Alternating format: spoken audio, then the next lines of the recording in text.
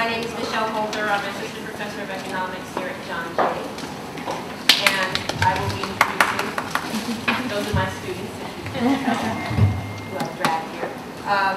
It's a pleasure for me today to introduce Dr. Jessica Gordon Nembhard.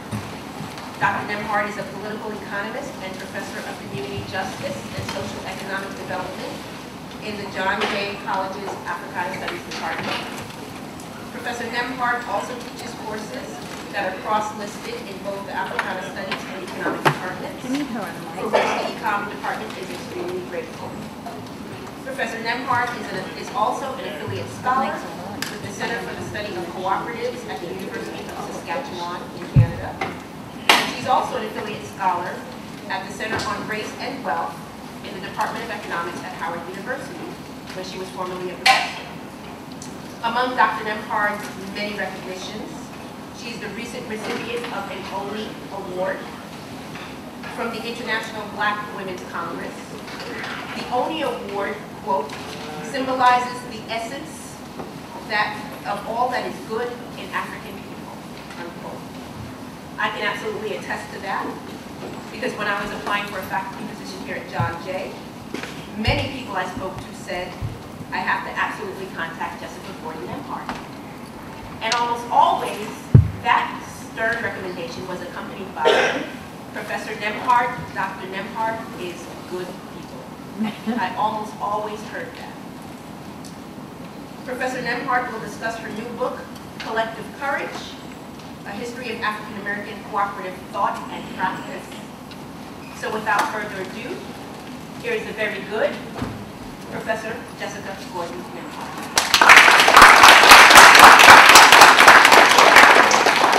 Jessica, I could barely hear Michelle. Can you make sure the mic's on? That's it. Okay, I have to lean more. I was going to say I might try to walk around. I hate this, but anyway, I'll stay here. Is that better? Yeah, I can hear. Okay. And also, we can't figure out how to read my my PowerPoint, so you're not going to get a PowerPoint. So we'll just stick the book up here if you want to look at something. You can look at the cover. So I'm sorry, if you want a PowerPoint, I can send it to anybody or send it to the professors and they can share it with their classes. You still having trouble Go hearing? ahead. You want help putting it up? Oh, I mean, yeah. Angel, you keep talking and Angel will work on it. Figure out what to do. Yeah, he's pretty good. Okay, actually, let's see if I can move this way. So, good afternoon, everybody. Can you still hear me? Mm-hmm. Okay, great. So, I wanted to actually start with a quote and see if anybody knew what time period it came from and maybe who said it. It starts out, we unwittingly stand at the crossroads, hesitatingly at the crossroads, one way leading to the old trodden ways of grasping, fierce, individualistic competition to get wealth at the expense of the general well-being. The other way leading to cooperation in capital and labor, the massing of small savings, the wide distribution of capital, and a more general equality of wealth and comfort.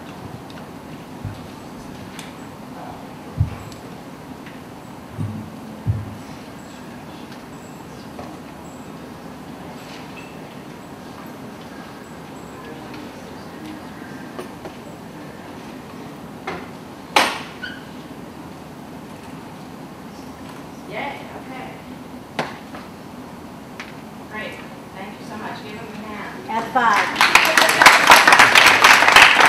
F5, right, Angel? F5.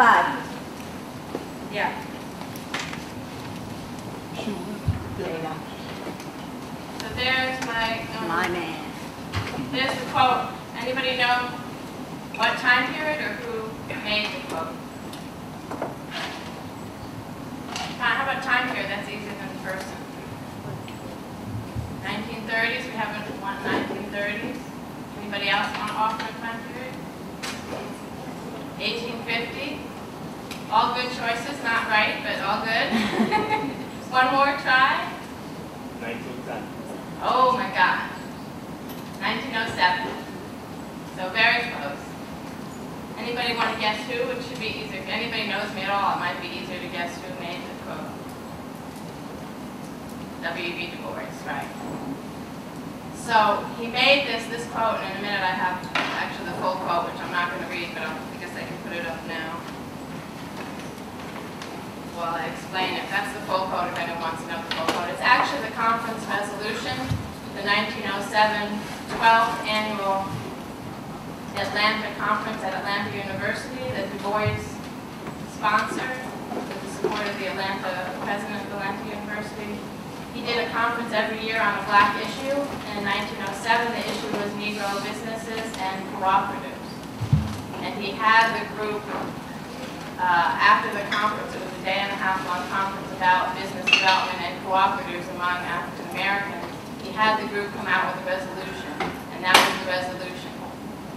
And of course they were saying, we stand at these crossroads, we could choose to keep going sort of the pure capitalist route and just everybody be in it for themselves, or we could choose to grow this cooperative route where more people would benefit, you wouldn't have such a big distinction between the wealthy and the unwealthy, and the race as a group could prosper. And it was from some of this kind of thought that I was first introduced with the notion of using cooperative economics as a way to do community economic development, particularly among people of color, marginalized groups. And so I worked actually backwards from some of what Du Bois had done to recreating a whole history. He actually also produced a monograph, a book from that conference, from the research he did for that conference. Somewhere I have the book. I'll tell you about that in a minute. And I was able to use both the information he had in the book and then find other sources for the earlier stuff, and then nobody had updated his book after 1907. So that was sort of the project I took on for myself. The other thing I'd asked in that first slide, though, was couldn't that quote be used today, right? If any of you know anything about wealth and equality, we know that we're actually in a historical period since the Great Recession of the largest wealth and income inequality, particularly wealth inequality, ever recorded, at least since we started recording it, which of course was only recently, the last 25 or 30 years. But we have huge wealth inequality within the United States, within the world economy, and actually even within groups, like even within the black community, there's huge wealth gaps. So one of the reasons why I got interested in cooperatives in the first place was because I am interested in this problem of deep economic inequality, of poverty, of wealth gaps. And cooperatives, as you see from a little bit of what Du Bois was saying there, cooperatives can be a way to kind of reduce those gaps, get more broad ownership to a lot of people, and figure out a way that we can all prosper as opposed to letting some people prosper and the rest of us go down. So my job was, well, if cooperatives are such a great idea, how come we don't have more of them, and did African Americans actually use cooperatives?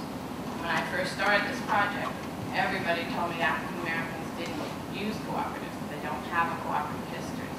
But because I had already started reading Du Bois, I knew that at least Du Bois was talking about it, and so I figured other things must have been happening. Oh, that's the rest of the issue about the conference. I actually spent a whole day and a half showcasing black businesses and cooperatives. They even had teacher education about cooperatives and had a kindergarten class come in with a teacher that was teaching them about cooperation, that kind of thing. So it was a really fun, apparently a fun conference. Of course, I wasn't there. And so Du Bois really had talked about the same thing I was interested in, cooperatives as a strategy for economic prosperity for a community of people who had pretty much been left out of the economy. There he is. And he came up with this notion of a racial group economy based on cooperative economics. And I also tried to kind of pursue that notion.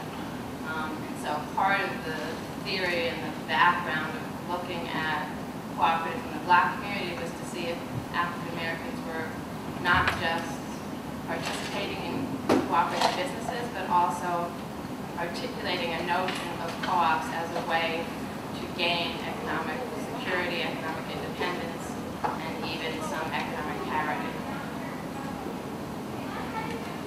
I usually have too many slides, so you may see me skip over some.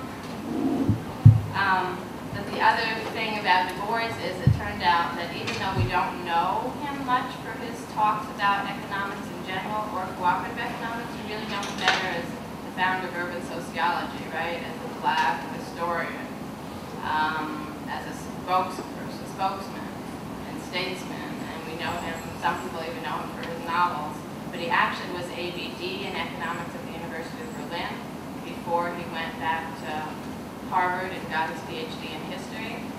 So he is an economist, and then all throughout his life, pretty much from the 1890s to 1960s, he talked about cooperative economics in some form or other. He kind of got shut down and quieted in the 50s because of the communist scare, but especially in the early 1900s and the 1930s, almost every time he spoke, he talked about the need for us to use economic cooperation. He wrote about it in articles, books, he did study circles, etc. My last quote from him, which was another reason I got really excited about thinking about blacks and cooperatives, is this notion that he thought that especially for people who have been so economically discriminated against, in addition to socially and politically discriminated against, cooperatives were really a strategy that if we used the fact that we were already segregated and discriminated against it, and used voluntary segregation to create solidarity economies through cooperative ownership, that we could actually become this economic phalanx, right? Impregnable economic phalanx, meaning people couldn't hurt us or couldn't discriminate us anymore if we were really depending on each other through a whole interlocking system of cooperatives. So that's why this quote, which he actually wrote in 1933 in the Crisis magazine, which is the magazine he founded for the NAACP, he wrote as an article called The Right to Work. And normally, even in 1933, the right to work is usually considered more about unions and the right to work in the South where you were discriminated against, and the right to be a part of unions which were discriminated against people in those days. But he chose his article, The Right to Work, to really be about the right of African Americans to create cooperatives, consumer and producer cooperatives that would then give them control of their own economies. So, in case you don't know what a cooperative is, which I guess most of you don't, I put one quick slide in. I could do a whole lecture on what's a cooperative, but hopefully I can give you just a little piece of the one slide because I really want to go through some of the major trends in the history of practice and thought that I found for African Americans. So they're companies, enterprises companies, just like a share corporation. But the difference is they're created by people who actually come together because they need something, they need a service, they need a good, they need a certain kind of job. And they're called member owners.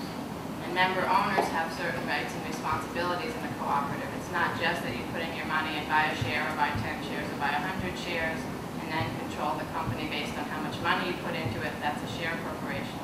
For a cooperative, you come together with like-minded people because you want to address a need, you want to create the need as affordably and responsibly as possible, and then your first mission is not the profit back, but the satisfying of that adequate, effective need. And then, because it's a democratic organization, it's not about how much money you put into the company.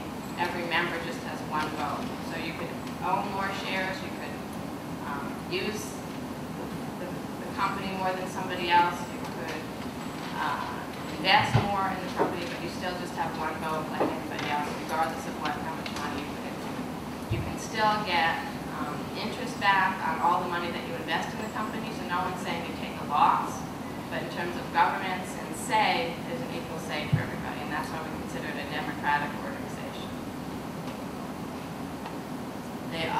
And internationally, there's a set of principles that are recognized. Every co-op kind of agrees to abide by a set of principles which are all about this: being autonomous, independent, not having capital, capital being subsumed to labor and intent in the corporation, equal say in the governance and how the surplus gets provided, working with other cooperatives, and giving back to your community. Those are summary of the 7 principles. So all cooperatives are supposed to operate under those principles. So that it's actually an organizing structure. It's a kind of economic organization based on this kind of governance and ownership structure. And so you can see it would be different from a share corporation. A share corporation, your vote, your governance power depends on how much money you put in, and then your purpose of your business is to make a profit. So for share corporations, you're looking for an economic activity that will give you a profit, and that's what you invest in, right? So for a co-op, you're not looking for the profit, though obviously you have to make enough surplus to keep the business going, but you're really looking to address a human or community need, to solve that need economically, and to share the risk as well as the profits among the members who created it.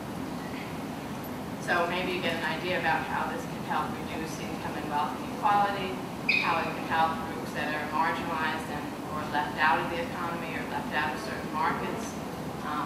You have a market that a private enterprise won't go into because they don't think it's profitable enough.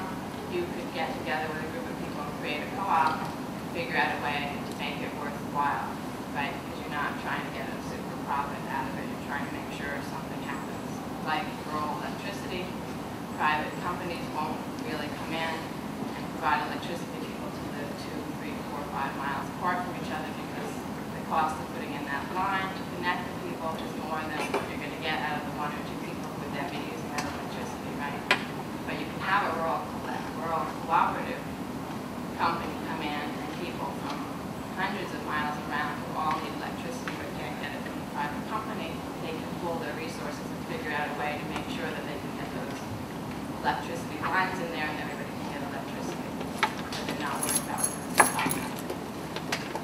So cooperatives, in some form or another, economic cooperation and then official cooperative, which more started around the 1880s, have been around really almost every society you could look at as some kind of notion of a commons, or collective work and responsibility, or collective ownership. Certainly we know that most of the indigenous peoples that we look at, we know that early African societies have all used this notion. And then we certainly have the tradition that's formally known as the co-op tradition that came out of Europe in the 1840s. And they all started with a sense of mutual aid, which is again this pooling of resources to help each other, to help families, or to help community members, or to help the solidarity group. And that's also how the African American cooperative started. So again, my question was if Du Bois thought that cooperatives would be a good choice for African Americans. Do we have examples of African Americans using cooperatives? Yes, we do, but how do we know that? As I said, when I first started asking the questions, looking into it, I couldn't find a lot about Black cooperatives. I found a lot about Europeans starting the co-op movement and coming to the U.S. and Canada and doing cooperatives. And I found a lot about, the 60s, the co-op movement flourishing among hippies and people who wanted fresh fruit and vegetables. But nobody really talked about what African Americans were doing, and yet all the things I read about Du Bois made it seem like it would be a natural thing for Black people to be involved in. 15 years later, I have a book. Actually, the last 3 years we spent cutting it and changing it because my editor kept thinking it was too long and too convoluted. So I finally got something that everybody accepted and people seemed to like. I now have lots of other work that I need to find something else to do with, and so I probably will be doing some more articles, anthologies, and things. But at least I was able to get out the basic history, which is to show that African Americans were doing some kind of economic cooperation from the first decades of being forcibly brought here from Africa and forced to be enslaved, finding ways to do things cooperatively, whether it's to run away together through the Underground Railroad or to help buy each other's freedom when they were able to do some things, and also other kinds of mutual aid, like to help bury each other, to help widows and orphans in your community, that kind of thing. So for Du Bois, in addition to documenting thousands of mutual aid societies, which are the precursors to official cooperatives, in 1907 he had found 154 African American cooperatives. And that's the list. You have up there. Again, it's not a shabby history. Considering 1907, right, it's pretty much just before the Great Migration. It's the height of the terrorism, Southern terrorism, and the Ku Klux Klan from the 1880s on. And yet, we're finding that African Americans were able to figure out ways to cooperate economically and to create businesses that were actually viable businesses that somebody like Boris could find through interviews and researching black businesses throughout the U.S. I think I told you this history already. The grand sort of findings of my book is that there were three major eras when African Americans used cooperatives the most: the 1880s, the 1930s and 40s, and the 1960s and 70s. Now, in some ways, there's not that much in common between those eras. The 30s at least was the Great Depression. The 1880s was sort of similar to the 1860s, though we don't always think of them that way, but the 1880s was again the rise of the Ku Klux Klan and Southern terrorism, but it was also the rise of populism and black populism and unions and the co-op movement in the U.S., and they all kind of grew up together. So development of unions in both black and white communities, development of cooperatives, all were together. Most of the unions in those days were also trying to practice some kind of cooperative ownership and starting co-op businesses. African Americans in the black populist movement were trying to reassert their political rights after they were taken away at the end of the Reconstruction, but they were also trying to assert economic rights and economic stability. They were using cooperatives. They were also joining early unions and doing cooperatives through their unions as well as through their other organizations. One of the largest black organizations in history was a union and a cooperative organization, the Colored Farmers National, oh my gosh, I forgot her name right now. Colored Farmers National Union and Colored Farmers Union and Cooperative Association. And they had up to about 1 million people in the 1880s at a time when they actually had to be underground so that they couldn't do any above ground work, or they would be slaughtered, killed, lynched, etc. And not until the Universal Negro Movement Association in the 1920s is there a larger group of African American, official African American organization. And that one is in the South in the middle of this period. 1930s and 40s are very much a period of economic depression and a time when blacks had even less than everybody else had, and so they were using co-ops just to survive, but also starting movements, right? The Young Negroes Cooperative League, other groups were actually saying blacks can only survive if we cooperate together, and starting local credit unions and gas stations and stores, all cooperative. In the 1960s and 70s, the civil rights era, where publicly we're mostly just talking about political rights and civil rights, right? Getting the right to vote back, getting political rights like desegregation of schools and things like that. But quietly and in practice, all the civil rights groups are supporting co-op development at a local level, and lots of black, more militant groups like SNCC and Black Panthers are all using cooperative economics to help their groups to prosper and to help connect to their communities. So we have a period where, even though the focus is on political rights, the black activists are actually doing cooperative economics as a way to support their political rights and black economic power in black communities. So the connections between those three most prolific periods are there's still an economic need somewhere, a need for political organization, but also in each of those periods there were formal, official, deliberate African-American organizations that were not just promoting political rights, but economic rights and cooperative economic development. And then deliberate cooperative economic development efforts, education programs, study circles, and courses on cooperative economics in black schools and things like that. So a lot of deliberate activity to make sure people knew how to do cooperatives, as well as official organizations that are promoting it, and then the Oh, so there's the book. And I think I already said this about marginalization forces you to try to do things together and work together. And so we have early on enslaved people doing collective things. And then creating mutual aid societies. I'm going to skip these mutual aid societies.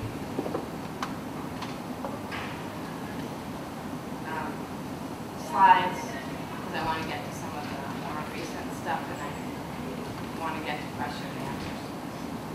But again, a mutual aid society, if anyone don't know what it is, and blacks aren't the only ones who had it, but they definitely have a very rich history of it, is again a group of people who need the same thing, come together, pay dues, and the pool dues leaves a pot of money that when any member needs something, they can take it out. So they started out with burial societies. African Americans didn't have any way to bury their dead and didn't have any money, so you 10 cents a year you pay in, and then if it costs a couple dollars to bury your dead when somebody in your family dies, you go to the mutual aid society and it uses its pool of money to help you pay for your family. They did the same thing with sickness, with hospitalization, widows and orphans, even did some mutual aid societies to start independent schools, etc. So that based on that notion of pooling your money together among a community of people who felt solidarity, and then the members deciding democratically who should get it or how it should be used, and helping each other to manage through things. Women turned out to be equally as strong in the mutual aid societies, at least in the black ones, and in fact, after the first couple of years, the majority of mutual aid societies were run by women. Knights of Labor was one of the early integrated unions in the 1880s that actually started worker co-ops as a way to empower their workers, who were often migrant farm workers, or not migrant farm workers like from Mexico, but migrant farm workers meaning they moved from one town to the other, like farm work. And even though they were integrated unions, because of the segregation in the South, you had to have different branches. So the blacks had their own branch in the town, and the whites had their own branch, and they couldn't meet together because blacks and whites weren't allowed to be in the same room together, but they were all under the same umbrella. The white Knights of Labor were also attacked because there was lots of anti-unionism, but they weren't as attacked as the blacks, so often the black chapters even had white leaders because it was safer that way. But they did, they were able to have 200 industrial co-ops. These are not necessarily black co-ops. There were a few that were especially for the black community. But there were very few records of them, but there was Student Station, a cotton gin in Student Station, Alabama, that was an all-black cooperative cotton gin, and what they call cooperative villages in Birmingham. Those would be like housing co-ops and intentional communities where black Knights of Labor members would all live together and own the land collectively. Then there it is, Colored Farmers National Alliance of Cooperative Unions. Somehow I missed something in there. That's what I was telling you was the largest black organization until the UNIA in the 1920s. So it's very interesting that even though everybody told me blacks don't do co-ops, the largest black organization in the 1880s or the 1800s was actually a cooperative and a union organization. They also had cooperative stores, cooperative lending exchanges, and promoting equal rights for blacks and land ownership. So then we mixed, there were some co-ops also after that. Remember, the boys had found all those co-ops in 1907, but the next really prolific period is this 1930s that I'm telling you about. And there we had a lot of black grocery stores, black credit unions, gas stations, housing, schools. Also, one of my favorites is one of the independent black schools in North Carolina, Carroll County School, actually had a health co-op. And for that, you paid in, it was almost like a mutual aid society where you paid in a certain amount of money per year. If you needed the health co-op, you paid like a premium or a due, what is it, a copay or dues for the time that you used it. And then they also realized that they wanted a full-time nurse in the school and for the community that owned the co-op. So they raised money. They only raised enough for a half-time nurse, but they were able to leverage that to get the state of North Carolina to pay the other half of the nursery. So they were able to use the co-op not just to provide for their own needs, but then to leverage to get federal, to get public or state resources. So we see a lot of that example too of blacks kind of using co-op as leverage to move on or to get other things or combine things.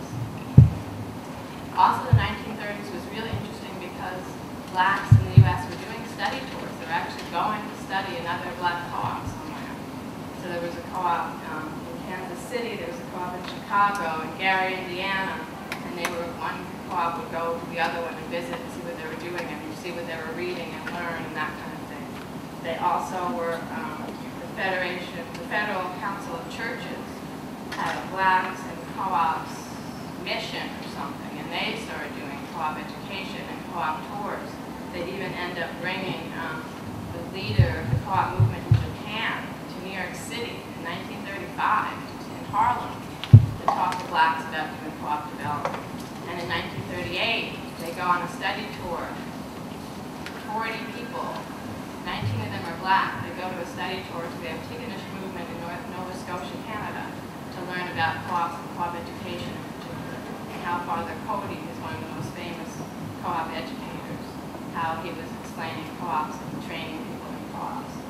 So remember, these are the height of the Depression. It's also still the height of Jim Crow era, and yet you're having integrated groups of people studying co-ops together. You're having blacks deliberately making sure that they learn and study about these things. New York City in the 30s.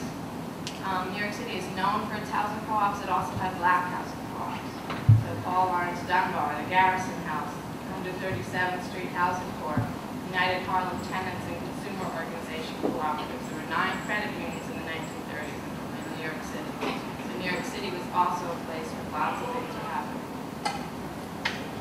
In addition to the housing co-ops, they had co-op societies, particularly for co-op stores. Harlem's own in the Dunbar Housewives, in the Dunbar Co-op. The Dunbar Housewives League had a co-op for milk for the children. Pioneer Cooperative store was as late as 1919, which was giving all kinds of black products in the store for blacks to buy in. They had a Consumer Cooperative Council that was operating in the basement of the New York Urban League, and then merges with Harlem's Own, and even into the 70s. So you see in a place like New York City, it's not just Southern, not just other cities, it's not just agriculture, blacks have this history all over the place. And finally, for the 1960s, by 1967, you have all the major African-American civil rights organizations advocating quietly for cooperatives. As I told you, publicly they're all talking about voting rights and civil rights, but quietly they're also saying we need to do something about our economic system. They're doing it quietly because, one, we're still coming out of the 50s when co-ops are associated with communism, and it's, a deal breaker, basically no one will listen to you if you sound like a communist. And for blacks trying to get political rights, they don't want to have anything in the way.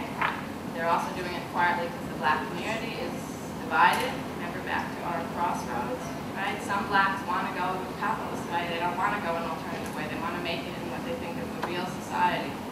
And so they're not going to be accepting of cooperatives. But there's some who realize that cooperatives are a way, are a solution, are something we want to do. And all the civil rights, all the major 5 civil rights organizations actually come together to create a grant to the Ford Foundation to create a Southern Regional Co-op Association, which becomes the Federation of Southern Cooperatives. The Ford Foundation gives the initial seed money.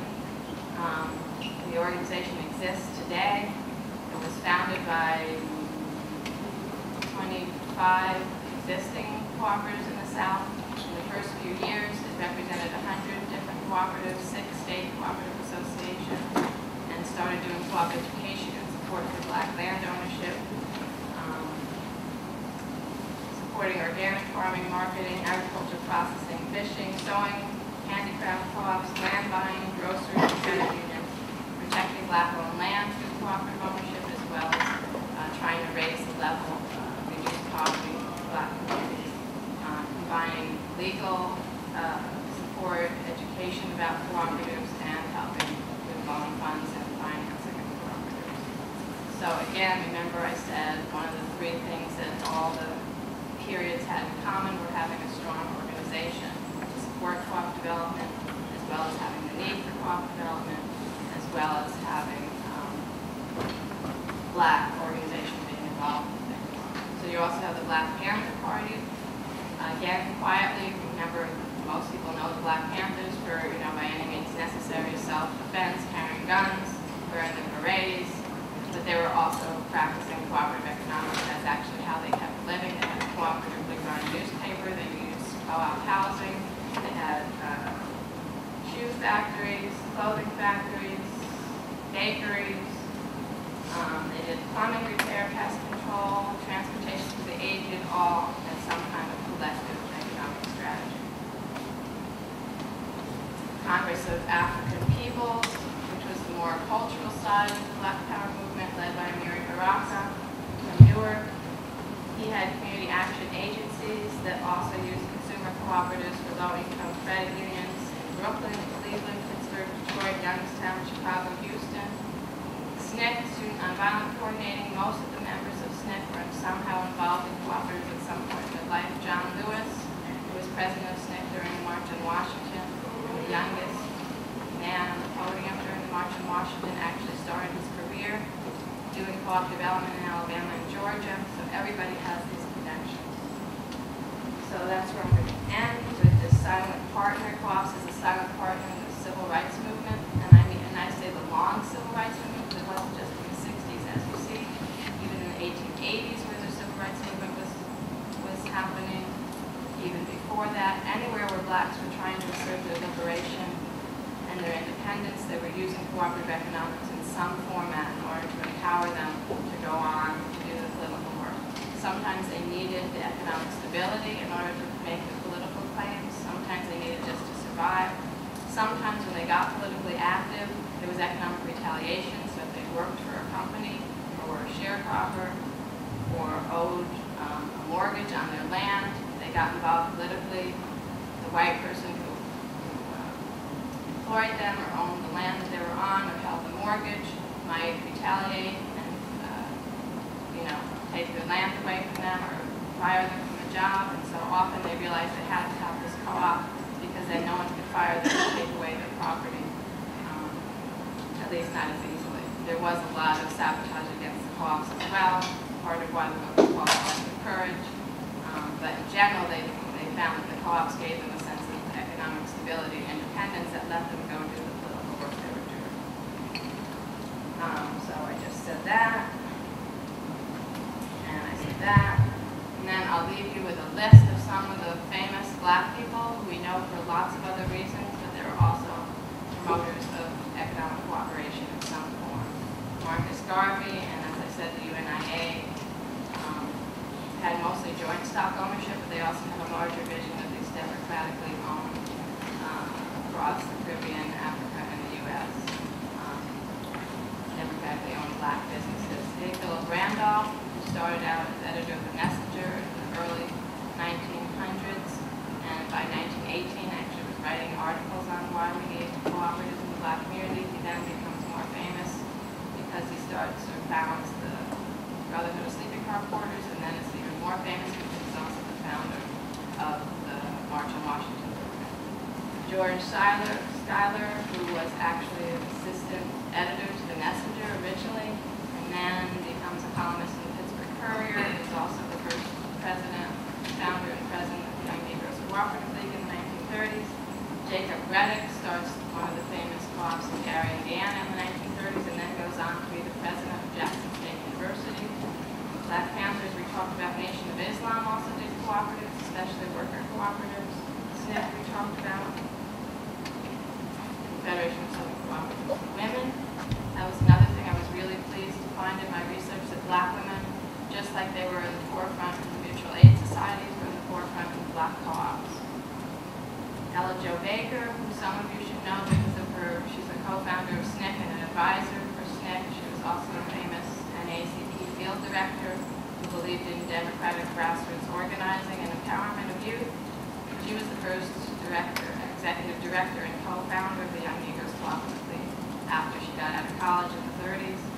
I argue that she actually learned all that stuff that we know for better for in the 50s and 60s. She really learned all that in the cooperative movement in the 1930s, all about grassroots democratic participation. Annie Helen Burroughs, who's known for her work both in education. She ran a women and girls training school in D.C., and she started the Women's Baptist Convention. So she's known religiously, and she's known very well in D.C., but she also started a producer and then a consumer producer cooperative in D.C. in the 30s, and got federal grant money to do it.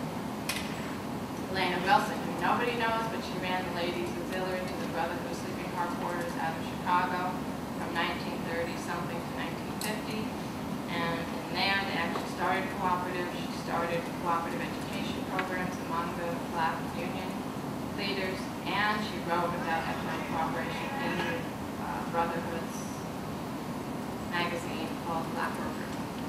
Estelle Witherspoon was one of the founders of the Federation of Southern Cooperatives through her craft co-op called Freedom Quilting Bee. Sharecropping women started selling their quilts, created a co-op together, made enough money to buy 22 acres of land, put a sewing factory on there. Now they're working out of the homes, so they needed daycare, after-school care, so they started daycare after school and summer school program for their children.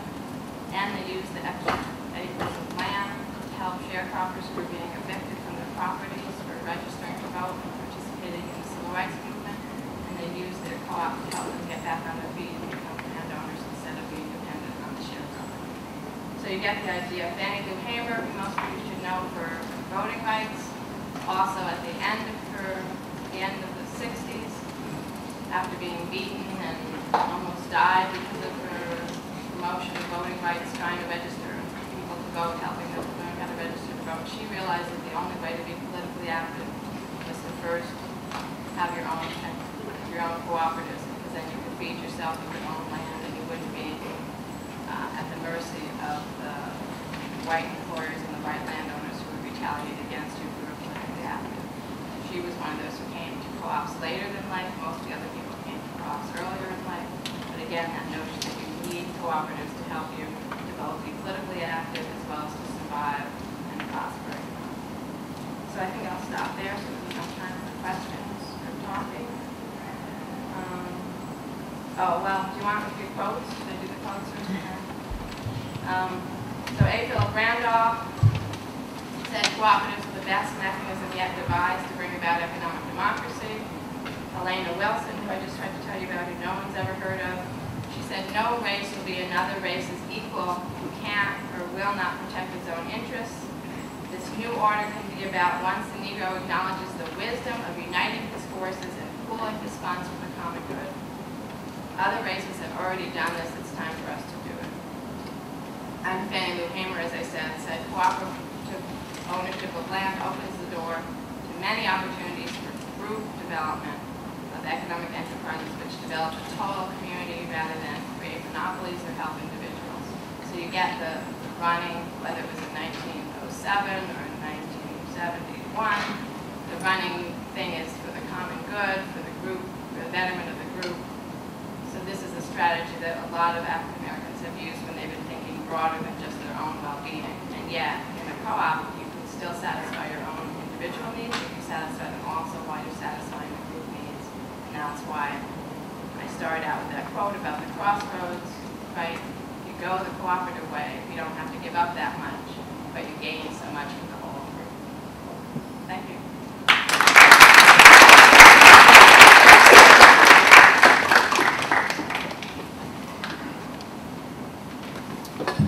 Yes. Okay, so I have. Can you stand, maybe? Yeah. Okay, so my first question is, could you elaborate a little bit, I guess, on your research process and methodology, because I would imagine it would be a pretty marginalized history. And my second question is, did you consider, I guess, in giving the history, also including contemporary groups like the Move 9 in Philadelphia, or just that's a cooperative that was, I don't know, they were around in the 70s and 80s until they got bombed. So, you all still hear me? My question. I need to stand back here a little bit. Hate that mic. Okay. Let me answer your second question first, and I guess I should repeat it a little bit. Oh, I didn't even do that. I'll just leave that up. all kinds of things that I believe cooperatives can solve, all kinds of economic issues cooperatives can solve. So your first question was about, did I include more contemporary or more 70s and 21st century cooperatives? I have a little bit about them, but I really was focusing this book on the earlier history. One, because I thought it needed to be told, and two, because it took me so long to get that history done. I didn't want to wait longer to get more of the contemporary history to put the book out. So I sort of feel like I have another volume. But I also, my new thing now is I'm telling people, you know, I started this, you all can finish it, right? It shouldn't be up to me to find every single black co-op that existed. I mean, I'm not going to do it. I thought once I could because I thought there were going to be so few. But there aren't so few. I can't find every single one. Every single club is not in that book. I also said a history, not the history, because I couldn't cover every possible thing. So I'm now telling people, find out your own local history yourselves. If you want to send it to me, and I may be able to put it in the next book, fine. But even if you don't want to send it to me, just do it, because it's great history regardless of whether it gets in my book or not. At this point, you all can do it too. It's not actually that hard to at least find the general information. It's hard to find a lot of details about any one co-op, but it's not that hard to at least find out about some existing. I know some of you have to leave, and that's fine. So I probably don't have the co-ops you just mentioned. Some of them I'm not sure I even knew about, so I'm happy to always hear it if there are other ones that I missed. But I am encouraging people to write up, even if it's just on a blog or something, to write up what you do know or find out for yourself. And then that goes back to what's my methodology. So how do you do this, right?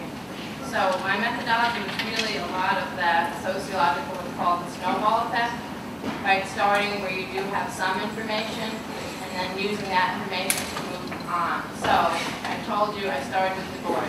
Actually, a good friend of mine whom I dedicated the book to, Curtis Haynes, who some of your professors know, actually told me to read Du Bois when I told him I wanted to do this work. And then he and I wrote an article together because he was already a scholar about Du Bois' theory of cooperative economics. So that's how I started. I posed the question, and we did a theoretical piece saying, you know, Du Bois says this, Lloyd Hogan says this about blacks being control their own economics. It looks like this is a great strategy, especially even for revitalizing urban areas currently. So then after we did that, and I started talking about that, then, you know, the question came up, well, so if you think blacks should be doing this, do we have any examples? Did blacks do this? And that's where I kept coming up empty. So I went back to Du Bois because I thought, okay, Du Bois must have said something about, you know, aside from the list he gave in his 1907 book, there must be other stuff he talked about. We knew that he was the editor of the Crisis magazine for 30 years, something almost 30 years. So I actually had a graduate student go through all the microfiche. Anyone know what microfiche is? I mean, in the days before digitization, microfiche was they took pictures of periodicals and put them on little film things, and then you put the film through a little microfiche machine, and you could read, like, you take a picture of each page of a magazine or each page of a newspaper. And that's in the old days before things were digitized, how you actually went through. So this student of mine went through almost 30 years of monthly magazines looking for any reference to the word cooperative, cooperation, co-op. And he was able to find 7 articles. And from there I found about, well, some of the articles were only about one co-op, some of the articles were about the co-op issue in general, and so that's where I would start tracing things. So if I found out about a co-op in Memphis, I would try to find more references to that co-op. If I found out, like I also found that Du Bois had started what's called the Negro Cooperative League in 1918 or something, and so then I started trying to find other references to the Negro Cooperative League. I also knew fairly early on that the biographers of Ella Jo Baker had talked a little bit about something like the Young Negroes Cooperative League or something. So I started reading the biographies of Ella Jo Baker, and then I looked at their bibliographies and found that they had been in her papers, which are right here in the Schomburg on 135th Street. And so I went to the Schomburg and looked at their papers and found every reference, every paper that they had that referenced the Young Negroes Cooperative League or cooperatives. And she had actually done a report on 1930s. That's where I got a lot of that list of the New York cooperatives, that kind of thing. So then I started looking for newspaper articles about some of those co-ops. And then we found, I forget how we found about a kilogram of, oh, and then I had another colleague who did a book about women in the Brotherhood of Sleeping Car Porters. And when she heard I was doing co-op, she was like, oh, the Ladies Auxiliary ran some co-ops in Chicago. So she gave me some of the files that she had found from going through their papers. Then I knew somebody else who had read a speech by Fannie Lou Hamer, which had that quote I gave you. So then I actually sent somebody else who asked me how they could help me to the Tugaloo papers in Alabama and Mississippi to look up Fannie Lou Hamer papers and to get me anything else about the co-op she started and anything she said about co-op. So you get the idea. So it's very much what we call that snowball effect. You start with one thing. I started reading autobiographies of blacks because I was starting to realize that most black leaders had done something about co-ops. That Jacob Reddick's guy, we had found a reference to an article he wrote in the 1930s about black co-ops, but we could not find the article, so I figured I would read his memoirs. So he had in his memoirs at least enough so that 3 years later when I finally found his article, I already knew something about the co-op he had started. And it goes on and on like that. But there are also a lot of holes. A lot of the co-ops I only know when they started or when they ended. I don't really know their whole history. I don't know everything about their daily expenses. I don't know who was on the boards unless somebody's interviewed someone and listed their board. So there's lots of holes in everything. So I also tried to do more of a, I did like 3 different things in the book. I did, the first 3 chapters are sort of a chronology up to the 1930s, I guess. But then I went thematically, started looking at co-ops among women, co-ops among youth, what co-ops brought to their communities, that kind of thing, because it's too patchy to just keep doing a whole chronology. But I did put a chronology in the back of the book. I tried to list by date every single reference to a black co-op I could find. And sometimes I sort of had to guess on a date of like when a co-op started, or I wouldn't put when it started, but when I first got an article about it, that kind of thing. So I'm also not an historian, right? I'm an economist. So I really was trying to study the impact on communities and the business impact, but it turned out everything was so interwoven. That's the other thing about cooperatives. They're not just the economic structure, they're a social structure. So I also was finding out about leadership development and impact on community, not just economic impact, that kind of thing. So I was also trying to figure out how to write those pieces of it. And there's very few of the ledgers left, so I often, even when I did have some income expense statements, I didn't have a lot. So most of the time I was trying to figure out like how many dividends they gave out and how much money they made, but I didn't always have any. So I went with whatever I had and tried to talk about whatever information I did get. Anybody else? Everybody's too busy getting ready to leave. So but that was a great question because I actually I knew this audience would be a good one to try to talk about methodology, and I was supposed to do it when I had the picture of the book up, but then I forgot, so I'm glad you asked. Really helpful. Yes. I understand that co-ops are like Could you speak up, sir? Stand up, that would help. I understand that co-ops are like a democratic institution. So how would they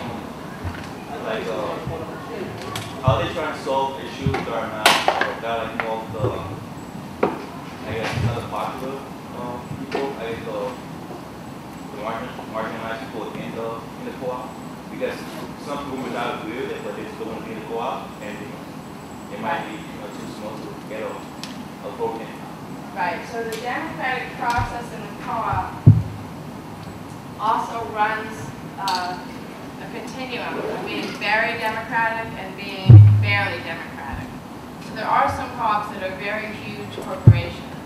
Land and Lakes, Welch's Grapes, Ocean Spray, Cranberries, those are all actually co-ops. They're producer co-ops, which means the individual farmers created a co-op to do the production, distribution, marketing of their product, right? So the cranberry growers are equal members of the Ocean Spray cranberries. They sell their cranberries to the co-op that they own. The co-op processes their cranberries, sends them out, pays for everything, and then gives them a dividend back for their crop, right? In each one of those producers has a voice, but they may not be democratic for their workers, because the workers aren't in the co-op, only the farmer is in the co-op, right? They may have majority rule, which means if you're a minority farmer who says you only want, you only want to sell your cranberries for $20 a barrel, and everyone else decides they want to sell them for $18 a barrel, you might get voted out, right? So there still are limits in that sense. But then there are other co-ops that are much smaller and or much more concerned with real democracy. So a lot of the worker co-ops actually also practice consensus decision-making. So instead of being voted out, everybody has to agree, and if you have some people who don't agree, you have to spend enough time to talk it through and come to a compromise so that everybody's comfortable with the decision. Now usually those are much smaller co-ops, also it's usually the worker co-ops that operate that way, but there are some consumer co-ops and other co-ops that are very interested in the democratic process and developing leadership. So what happens is at the level of creating bylaws and governance structures, that's where a co-op decides how democratic it wants to be and how much it cares about the democracy part. So you can have a variety of levels. If you are one of those people who is in a co-op where you can be outvoted, then you may stay in the co-op because it's still better than being alone out there in the marketplace. Or you may get tired of it and try to start your own co-op with the people who agree with you, right? So there's a variety of strategies of what you can do, but normally you would stay in the co-op if it was still satisfying enough of the need for the things for why you came together, right? So like those producer co-ops for farming, it's usually because it's so hard for you to sell your produce as an individual by yourself, right? Often, sometimes the co-op will buy all your supplies in bulk, so you get all your supplies for cheaper. It'll handle all the distribution and advertising, so you don't need to do it. So even if you don't totally get the agreement on everything you wanted, it still might be worth your while. Then you have some co-ops like the consumer co-ops. The credit union is actually a co-op. Technically, all of us who have a deposit in the credit union vote for the board of directors. Most of us forget or don't realize that we have that power, and we don't vote for the board of directors. The credit union makes decisions without us. But if we wanted to be involved, all we have to do is start going to the meetings or actually fill out the ballot when they send it to us here, or even run to be on the board. So a lot of it is a matter of our own feelings of empowerment and how we present ourselves to the co-op. And then you can also form caucuses like any other group does. Even if you're in a co-op, if you have some minority voices, those people can get together and try to be a caucus, which means try to find a way for their voices to be heard because they're now a group of people speaking out. So one of the things I like about co-ops is there's actually a lot of variety and a lot of possibility within the form, so that even when you have those kinds of issues, often you can get voices heard better, and there's more options for people to figure out how to get their voices heard. Because at some point, the co-op is trying to make sure that all the members are satisfied, because that's the purpose of the co-op.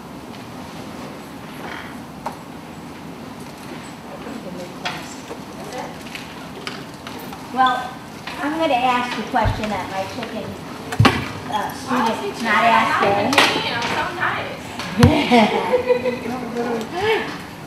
he's worried about what's going on with co-ops now. Why aren't they proliferating? And so that kind of had to do with my question as well. We have political, cultural, legal, all kinds of constraints on co-ops that people don't even want to think about those kinds of things. So I guess I can talk to him privately about that. I should have a class at 2:50. Let me say I'll say 1 minute's worth, and then we can also talk about it some other time. Can I just stand here this time? Can you guys hear me? So there are lots of reasons. I usually have like a list of about 5 barriers, major barriers. The first one is definitely ideological, right? It is a marginalized, not well accepted economic structure that's often still connected with communism and socialism, and we have a society that just doesn't believe in that. We also have people who often don't want to go the alternate route. They want to make it what they think is the real society. So there's that kind of ideological barrier. That connects with the the education barrier. We're also not taught about how to do or run or be in a co-op. So other societies actually teach it from early on, from kindergarten and up and things like that. So we're not exposed to the model, we haven't learned about how to use it, so it seems hard.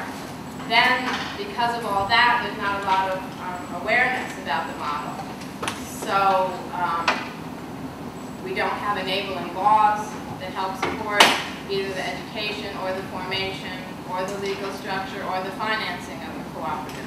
So often people who want to do a cooperative, they're either on their own, or they have to find someone who's a specialist. Most lawyers and accountants don't understand or know how to do it. Most managers, business managers, don't know how to run a cooperative. So there's all those barriers.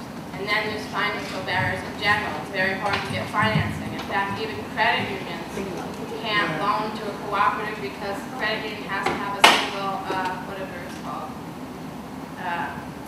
you have to have a collateral from a single person. You have to name a person whose collateral you're losing. But a cooperative, there is no one person. It's a group. So I know one Lower East Side credit union just got a waiver last year for the first time so that they wouldn't have to ask for an individual's collateral in order to support a co-op business, to give a loan to a co-op business. But that's one credit union that's been, whatever it is, 100 years to get that waiver. So there's all those kinds. So we talk about we need enabling laws, we need better education, we need more financing structures.